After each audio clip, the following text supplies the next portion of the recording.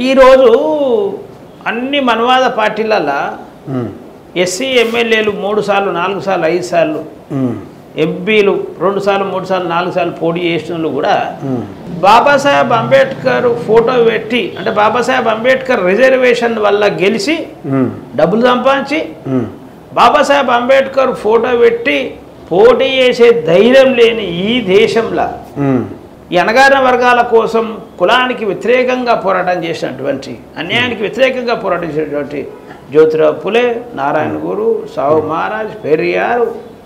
బాబాసాహెబ్ అంబేద్కర్ ఫోటోలు పెట్టి ఈ దేశానికి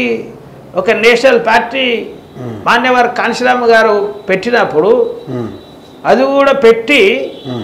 ఈ దేశం కుల వ్యవస్థలో నిచ్చెనమెట్ల వ్యవస్థలో డౌన్లో ఉన్న డౌన్ల కింద